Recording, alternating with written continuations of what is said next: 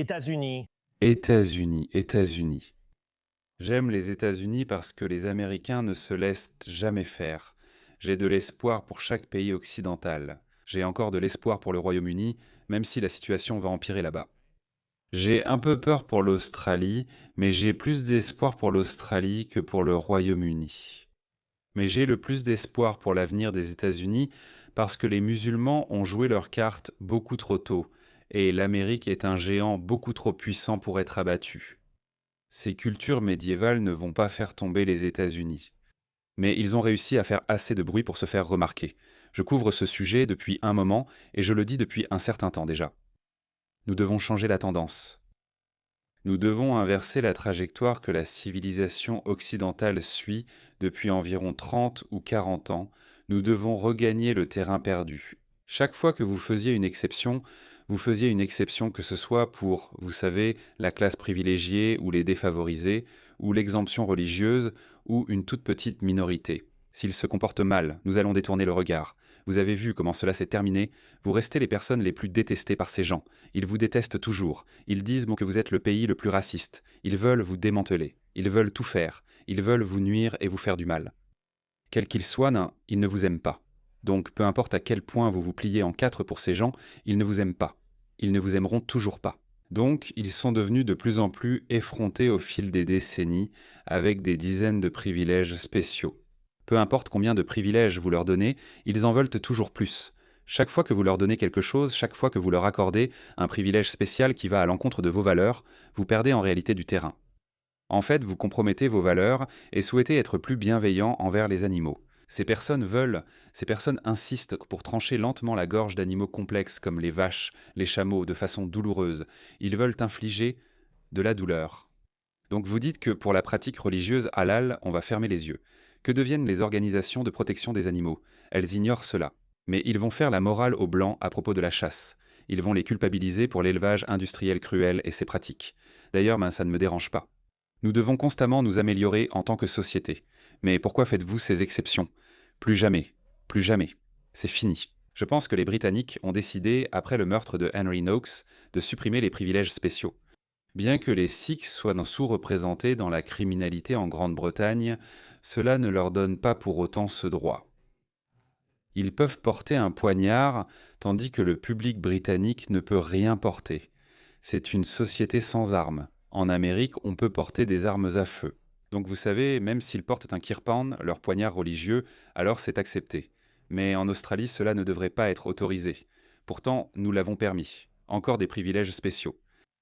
En Grande-Bretagne, ils l'ont autorisé. Alors c'est fini, c'est pour ça que je suis content. Nous devons récupérer le terrain perdu. Je viens d'apprendre l'existence de cette femme. Donc cette femme musulmane, comme toujours, est musulmane. Elle est fidèle à l'islam. Elle a été nommée directrice, mais elle a ensuite été écartée de son poste parce qu'elle avait fait des déclarations islamistes politiques sur les réseaux sociaux. La culture de l'annulation est de retour. Et pour une fois, ça va dans la bonne direction. Laissez-moi vous montrer cette vidéo. Le gouverneur Greg Abbott a quelque chose à dire. Le district qui avait nommé une directrice, et cette directrice, il s'avère que sur ses réseaux sociaux, avait publié des choses assez controversées sur la charia, défendant et expliquant la charia, entre autres choses également. Eh bien, le district scolaire a effectivement fait une déclaration au Will Kane Show. Ils ont dit qu'ils avaient été informés de plusieurs anciennes publications sur les réseaux sociaux par la finaliste pour un poste de directrice dans le district. Après examen, les publications pourraient ne pas respecter la politique du district sur les réseaux sociaux, ni les attentes envers le personnel. La candidate sera donc... À l'époque, ces politiques sur les réseaux sociaux ne visaient que les voix conservatrices. Si vous êtes conservateur de droite ou chrétien, et que vous exprimez une opinion contraire à leur politique sur les réseaux sociaux, ils vous ostraciseront. Je suis content que ça se passe aussi dans l'autre sens. Et vous savez quoi? Il devrait y avoir des exemptions pour les autochtones, pour les chrétiens. Vous savez, les musulmans disent « Vous avez le droit de sonner les cloches des églises, donc nous devrions avoir le droit de diffuser les cris de Allah Akbar, ce qu'ils appellent l'adhan, par haut-parleur. Non, non, non, non. Ce privilège spécial sera accordé aux chrétiens. Vous savez quoi? C'est en fait une nouvelle position pour moi parce que nous devons inverser la tendance. Je pensais moi aussi qu'il faudrait interdire les cloches d'église. Je ne suis pas pour qu'elles sonnent fort, mais elles font partie de votre culture, il ne faut pas les interdire. D'accord. Et vous avez le droit de la défendre. Vous avez le droit de défendre vos droits, vos valeurs et votre héritage. Vous y avez droit. Les nouveaux arrivants, les personnes qui supplient d'entrer dans votre pays, s'il vous plaît, laissez-nous entrer. Nous serons de bonnes personnes, travaillerons dur et paierons des impôts. Rappelez-vous, c'était la condition de leur entrée dans votre pays. Vos politiciens promettaient leur intégration et assimilation. Maintenant, ils disent que l'assimilation n'est plus nécessaire. Voilà pourquoi tout s'effondre. Ce n'est pas un hasard. Les pays non multiculturels ou les pays multiculturels non créés artificiellement comme l'Inde ou le Pakistan, ils ont d'autres ethnies, mais ils ont vécu côte à côte pendant des siècles. C'est pourquoi il n'y a pas de bouleversement là-bas. Du moins, pas plus de bouleversement que d'habitude dans ces pays. Ces pays s'en sortent bien, ils se développent. Pourquoi l'Occident s'effondre-t-il de l'intérieur ? Eh bien parce que toutes ces cultures qui ont été introduites sous prétexte qu'elles allaient s'assimiler ne se sont pas assimilées. Et une partie du blâme revient aux pays occidentaux eux-mêmes, car ils n'ont exercé aucune pression sur eux, c'est pourquoi au Texas, ils construisaient une ville réservée uniquement aux musulmans. Je suis content que le Texas riposte. Et c'est un aspect de la question. Être réaffecté en attendant le résultat d'une enquête.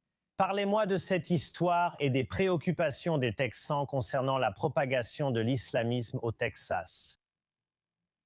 Donc, en ce qui concerne l'histoire elle-même, l'Agence de l'éducation a été très claire. Un tel comportement, de tels commentaires, une incompatibilité avec les valeurs du Texas ainsi qu'avec la loi texane sont inacceptables.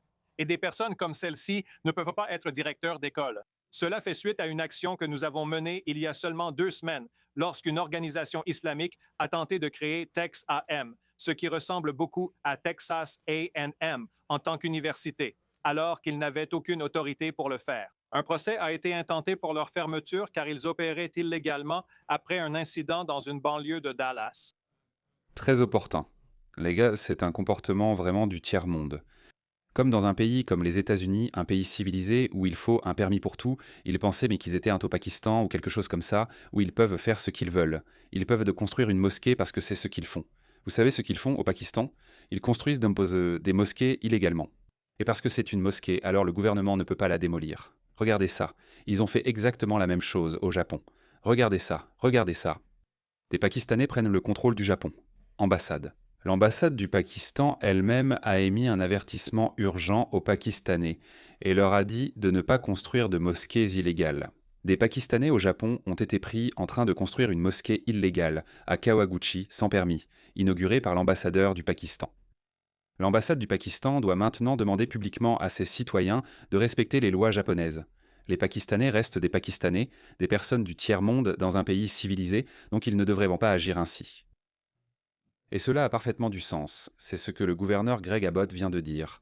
Il construisait ce Texas AM ou peu importe sans les autorisations nécessaires. Texas AM, qui ressemble fortement à l'université Texas AM, n'avait aucune autorité pour agir ainsi. Un procès a été intenté pour les fermer car ils tentaient d'opérer illégalement. Cela fait suite à ce qui s'est passé dans une banlieue de Dallas, Grand Prairie, où ils ont essayé d'organiser un événement réservé aux musulmans dans un parc public. Et j'ai ordonné que cela soit annulé. Ce ne sont là que quelques-unes des nombreuses mesures que nous avons prises, y compris la mise en échec de la tentative de création d'Epic City au nord-est de Dallas, Texas, où nous n'allons pas permettre l'islamisation du Texas.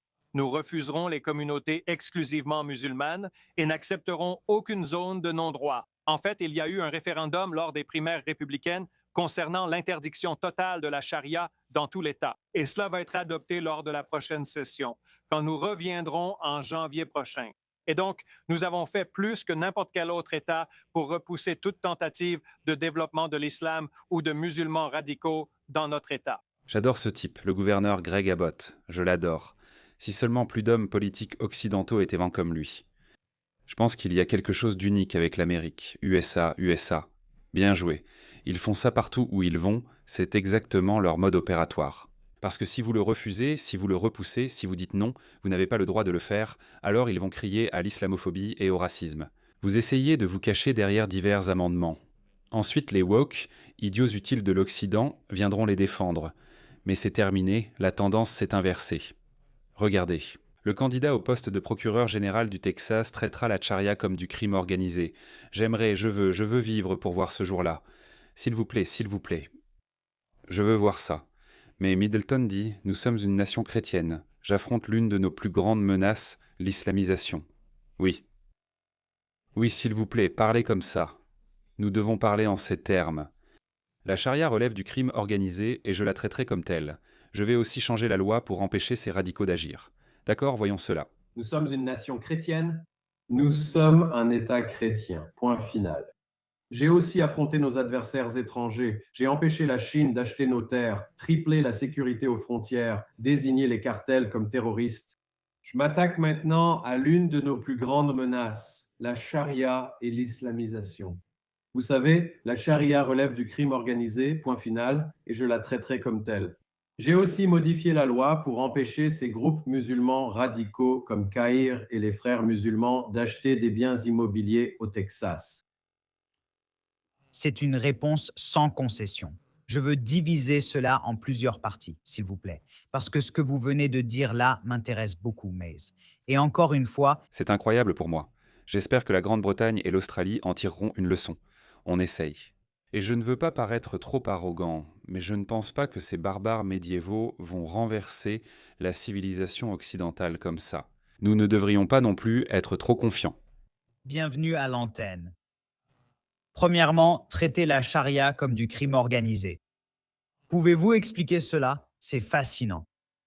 Oui, écoutez, nous devons nous assurer que tout le monde comprenne que ce n'est pas une question de liberté religieuse. Ce n'est pas une question du premier amendement. Parce que s'ils adhèrent fidèlement à leur idéologie, et je l'appelle idéologie pour une raison dans le Coran, ils nous considèrent comme des infidèles contre lesquels ils peuvent mener le djihad. C'est une question d'Amérique d'abord, c'est une question du Texas d'abord, c'est une question de sécurité nationale. Je l'ai dit, je répète depuis longtemps que cela devrait être traité comme une question de sécurité nationale parce que les musulmans eux-mêmes, j'ai diffusé des centaines de vidéos d'imams en Amérique défiant les États-Unis. Regardez ça, ça. C'est une question de sécurité nationale. Regardez juste ce type. L'Amérique est le cancer. L'Amérique, le gouvernement américain, la laïcité, la démocratie, le capitalisme, ce sont des cancers qui ont répandu leur maladie dans le monde entier, en Amérique. Maintenant, certains d'entre vous pourraient s'entourer dire que c'est la liberté d'expression. À quel moment la liberté d'expression devient-elle de la trahison, n'est-ce pas?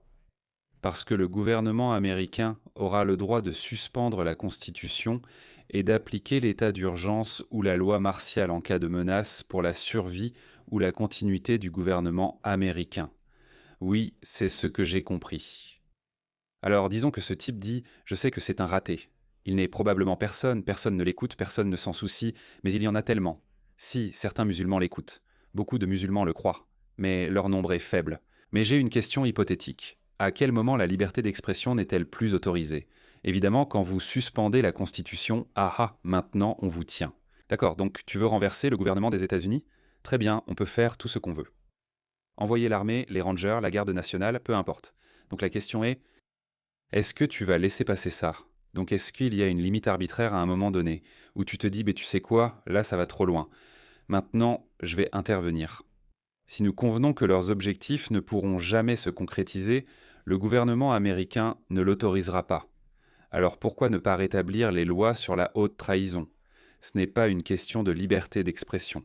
La liberté d'expression doit permettre de dire « Je déteste mon gouvernement, mon président ou cette politique. Je veux que cette politique change. » C'est logique, c'est le but de la liberté d'expression. On doit pouvoir critiquer le président. Nous n'avons ni roi, ni empereur, ni dictateur.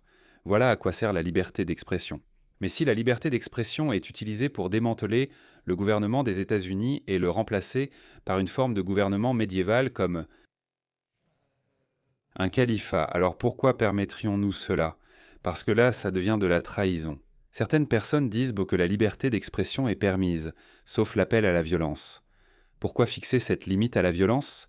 Pourquoi ne pas tracer la limite ailleurs? D'accord, vous pouvez critiquer ce politicien, cet autre politicien, les présidents, cette politique, cette autre politique, mais vous ne pouvez pas. Vous ne pouvez pas appeler ouvertement à renverser le gouvernement des États-Unis. Parce qu'une fois que le gouvernement des États-Unis tombe, disons simplement que si le gouvernement des États-Unis est tombé, alors qui va garantir le deuxième amendement? Qui va protéger votre liberté d'expression à ce moment-là? Car le gouvernement américain protège notre liberté d'expression. Mais si vous remplacez le gouvernement des États-Unis par autre chose comme le califat, alors il n'y a pas de liberté d'expression dans un califat. Il n'y a pas de liberté d'expression. Vous n'auriez pas le droit de dire quoi que ce soit. Donc je ne sais pas, ça me paraît très contre-intuitif. Pourquoi donnons-nous la liberté d'expression à ceux qui veulent l'abandonner, qui veulent démolir la liberté d'expression? C'est pour cela que ça me plaît, c'est une question de sécurité nationale. C'est la première question. C'est une question de sécurité nationale parce qu'ils ne pensent pas que nous méritons le droit d'exister en tant qu'Américains ou en tant que chrétiens. En tant que non-musulman. Et c'est ainsi qu'ils nous sapent avec cette alliance rouge-verte que nous avons vue. Vue au Capitole, les 10 commandements. Je l'ai dit plus tôt. Devinez qui s'y est opposé? Vous voulez deviner? Le groupe terroriste musulman radical. Cela vous montre ce qu'ils cherchent à faire. Ils essaient de détruire ce pays et ils essaient de détruire cet État parce que la gauche en est certaine. Si elle prend le Texas, Je ne suis pas chrétien. Je ne vais pas invoquer les 10 commandements ou la Bible ou quoi que ce soit, mais je suis entièrement d'accord avec lui. Je suis entièrement d'accord avec lui. Les islamistes ont leur propre agenda. Les gauchistes ont leur propre agenda. Ils se détestent. Ils ne sont d'accord sur rien sauf sur une chose. Comment démanteler l'Occident? Ils partagent leur haine de la civilisation occidentale, que ce soit le christianisme, la constitution américaine ou le passé impérial de l'Occident. Peu importe ce que c'est. Tous les deux veulent provoquer l'anarchie ou renverser le système existant pour pouvoir le remplacer, puis ils se battront entre eux parce que ce sera le moment. D'accord, qui va diriger le nouveau monde? C'est ça. Leur alliance ne va pas plus loin que ça. Cette alliance repose sur une seule chose, la haine de l'Occident. Ce sont des idiots utiles, mais je sais que c'est l'idéologie qui fait ça. Mais même leurs partisans, les gens qui suivent cette idéologie, commencent lentement à se réveiller. J'en suis sûr à 100% dans tout l'Occident. Pour l'Amérique, je ne sais pas. Il y a souvent un avantage du sortant. Je suppose que les élections de mi-mandat montreront à quel point le mouvement conservateur est populaire. J'espère vraiment que les démocrates ne gagneront pas. Mais dans le reste du monde occidental, c'est fortement orienté vers la droite. Donc ces gens-là, ces woke, en sens ces gauchistes un peu fous d'hier, pourraient être les conservateurs de demain. Alors ne perdons pas espoir. ils ont pris tout ce pays. Nous ne pouvons pas élire un président républicain sans le Texas. Ils le savent très bien et ils s'en prennent à nous, comme James Talarico par exemple. Ce type est un fou. C'est un gars qui se dit pasteur, et si je mets des guillemets, ce n'est pas pour rien. Il affirme qu'il existe un argument biblique pour l'avortement. Il a dit que Dieu est non-binaire et transgenre. Il a affirmé qu'afficher les 10 commandements dans les écoles n'est ni chrétien ni américain. Tu sais comment j'ai réagi? J'ai acheté des affiches des 10 commandements pour toutes les écoles de son district et je les leur ai données en son honneur. Quand j'ai dit ne pas être chrétien, je ne vais pas citer la Bible ou les 10 commandements, mais je suis d'accord avec lui. Ils veulent démanteler l'Occident. Ne les laissez pas faire.